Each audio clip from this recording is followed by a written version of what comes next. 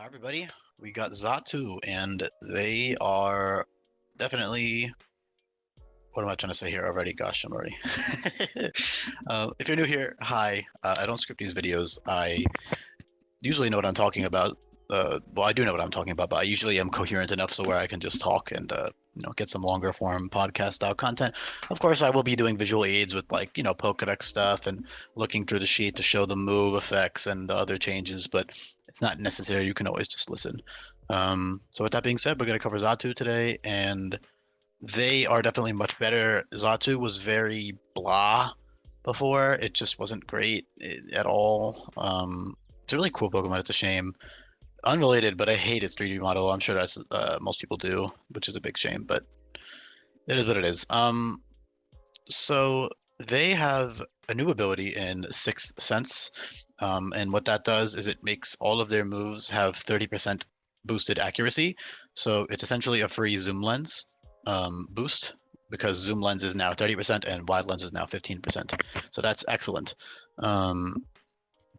And as it says here, moves with over 80% accuracy cannot moves with 80% accuracy or higher cannot miss with Sixth Sense. No other item needed.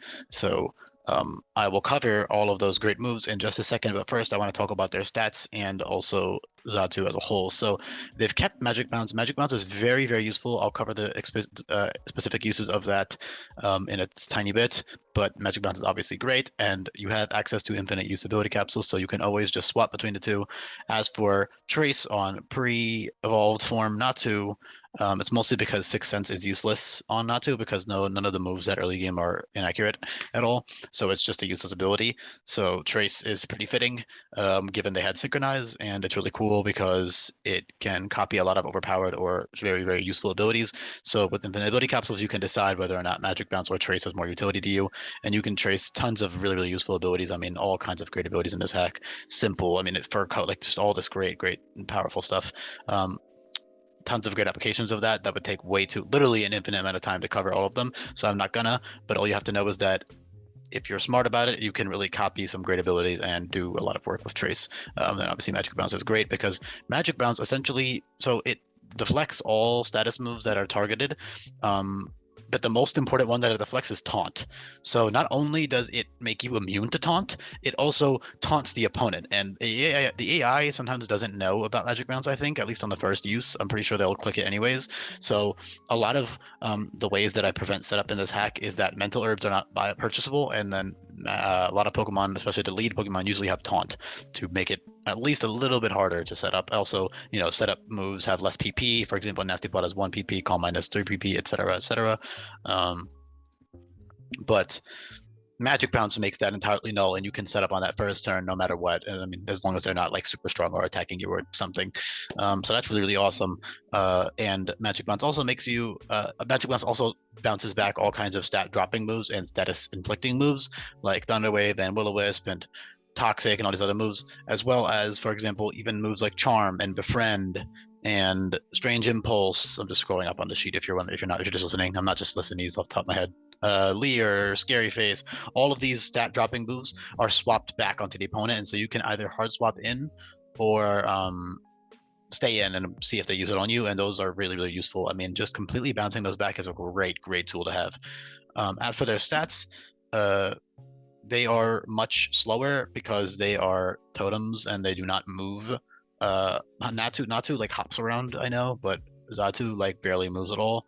So I know they can fly, but I honestly could have gone lower than 70 speed, but I was like, all right, let's keep it to have a usable speed tier. It can run Toy Scarf, it can run agility, it can run other ways to boost the speed, but overall it's not that fast. It's kind of middling. Also, I had not added them to the speed tier guide. Let's do that. I do this every video. I keep forgetting. Because I'm doing the Kanto vids in between, so I'm like not getting into as much of a flow, but it's fine. We just gotta, don't have to make a new tier. We just add it to the 70. Sorry, there's 7 mons there now, and then there you go. There we go. So as I was saying, 70 base speed is a lot more reasonable for them, and in exchange, they are significantly bulkier. So they have buff bulk all around. So Xatu is a totem. And so it's based on a totem pole. So I see a good defense stat. I think base 90 defense is pretty fitting. You know, they look like they could be pretty hard, but not like super hard to where they have like really good defense. Just a nice, solid, good defense stat. It's above average is good. Well, above average is like 80-ish, but this is like good. Like it can run a defensive stat really nicely. And then a special defense stat is its highest stat now, which fits, again, given their motionless, like seeing into the future vibes. Like it really does fit to have a high special defense and special attack. So 115 special attack, 125 special defense, I think fits better, and also puts it apart from other Psychic flying types like Noctowl and Sigilyph. Sigilyph being the fastest and strongest of them, but Xatu. They all have their own unique traits, but I'll get into those when I get to them. But they are all very unique from one another. Even if I wanted to compare Xatu and Noctowl, Noctowl is faster but weaker and has completely different abilities and slightly different moves. So, and the abilities really change the way the Mon plays. So, yeah. So now I can talk about Sixth Sense, and then I'll talk about all the other stuff that they have. So Sixth Sense, is very fitting, obviously, given the fact that they can literally see into the future and the past, and that allows them to basically never miss any of their moves because they don't have any moves that are under 80% accuracy. So all of their moves will never miss with Sixth Sense. It's basically like no guard, but better, because no guard makes it so you can't dodge attacks. So it's actually a very strong double-edged sword. You cannot switch into a move and hope they miss. They will always land it. And that can be a big problem for you sometimes. So not that like you should be banking on the miss anyways. Like if that's what you're doing and you're doing a Nuzlocke, that's like you're already risking your entire life on that. But if you're not doing a Nuzlocke, then yeah, of course you can bank on some misses. But regardless, Sixth Sense is excellent. So with Sixth Sense, I will now cover all of their options with Sixth Sense. So they have a lot of offensive options, and then they have a couple utility options. So utility-wise with Sixth Sense, they mostly just have Hypnosis, which is 80% accurate, and that becomes 100% accurate. And Sleep is reworked in this hack to always last 2 turns, unless it's from Yawn or Serenade or Knockout Punch, which make you drowsy. If it isn't one of those moves, then it always lasts 2 turns unless it's a signature move. Like for example, Pendulum Swing technically lasts 3 turns, although it's the way Sleep works is essentially, if that first turn you outspeed the opponent, you only get 1 turn of sleep. But if you are slower than the opponent, you get 2 full turns guaranteed, and that's already better than the way Sleep used to work, because it's not only is it better because you know when they're going to wake up, so you can plan when you're going to click a certain move and not have to worry about them waking up, but it's also a lot more fair and balanced because, again, there's no RNG as to when they're going to wake up. You know exactly when it's going to wake up, and vice versa. If something is a sleep move on you, you know exactly how many turns you're going to take to wake up. Say they outsped you and they clip that sleep move, you know that you're only going to have to be asleep on the next turn, then you'll wake up right after that. So that's great. So for example, if you outsped something, say you're fighting a Lantern and you hypnosis the Lantern because you're faster than it, and you now have 1 free turn to set up. That's all you need in a lot of cases. So with that setup turn, you can take advantage of tons of setup moves. You can get 1 Nasty Plot up, you can get 1 Calm Mind up, or you can use Z Mind Reader for +3 special attack at level 65, or, and one of its best setup moves is at level 70, you can use Z Miracle Eye, and you can get +1 to all of your stats, similar to Noctowl. And of course, you still have the buffed stored power there, where it gives you +1 special attack each time you click it, in exchange for only being 3 PP. So you can really get up some crazy boost. If you use Hypnosis into Z Miracle Eye and stored power, you will get +3 special attack. Sorry, +1 special attack, +1 speed, +1 defenses, and then you'll get another +3 special attack if you use stored power, all 3 of them. So you'll have +4 special attack by the end of that. And 70 base speed with a scarf or a +1 speed boost is very respectable, very solid. So say you have a neutral speed natured Xatu with +1 speed and investment, max speed investment, you are hitting 358 speed, which is over, I believe that outspeeds Jolly natured 110 base speed Pokemon, if I know my stats off the top of my head. Yeah, you're like base what, 113 and above is what you outspeed with a +1 speed boost on your Xatu, with a neutral speed nature. Obviously, if you have a plus speed nature, you're even quicker, so you can actually probably afford to speed creep stuff and run only as many EVs as you need to outspeed whatever's in front of you. If you want to be very particular about it, that can definitely help if you're doing a hardcore Nuzlocke. Then you can get some extra EVs for your bulk and your offenses and stuff. So also another thing with the stats I didn't mention is the attack drop. I don't think anybody's really going to question it. I don't really see them having good attack. I know they could probably like peck you, but it's not enough to have fucking 75 attack. Like that seems weirdly high. And there are other ones with weirdly high attack that I kept because they actually use it, but Xatu does not use it, and I also needed more stats for the base stat total anyways. So yeah, a little bit of min-maxing, but it is what it is. Take a sip of my water real quick. I'll have to refill this.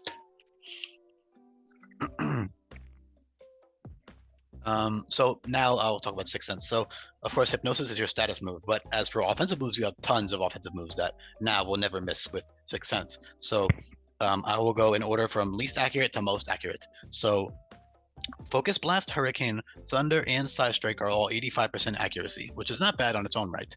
However, with Sixth Sense, those will never miss. So you have Stab. I'll literally just show you on the move sheet here. Hold on. Focus Blast. Here you go. So Side Strike and Focus Blast are 130 base power, and those will never miss. Those are incredibly strong and incredibly accurate with Sixth Sense. And then you have Hurricane, which is 120 base power and reteachable via TM, and then Thunder, which is 120 base power and reteachable via TM as well. So those are all great Sixth Sense options. I wanted to add Flash Cannon, but I didn't. But I think I might do it right now. I think I'm changing my mind. I just don't know what to delete for it because these have to be even, and I will delete Recycle. Recycle's cool, but didn't need it. Yeah, and now I can put, I don't know, substitute here, and then I'll do this in files after the video. Or actually, I'll do it in live. It's not a big deal. But yeah, so it's Flash. So then basically those are your 85% accurate moves, right? So you have Dual Stab, Side Strike, and Hurricane, 130 base power Dual Stab, or 120 and 130 respectively. And then you have Thunder for coverage and Focus Blast for coverage, all of which are Sixth Sense accuracy boosted. And then you have slightly inaccurate moves such as Flash Cannon, which is 90% accuracy and 110 base power. And then you have hold on, let me just type this in before I forget. And then you have access to Heat Wave and Aero Blast, both of which are 95% accurate and 65 base power, but they always crit. So those are essentially 98 base power, nearly 100 base power, 95% accurate moves. So all of those moves will never miss with Sixth Sense included, and then also Hypnosis as well.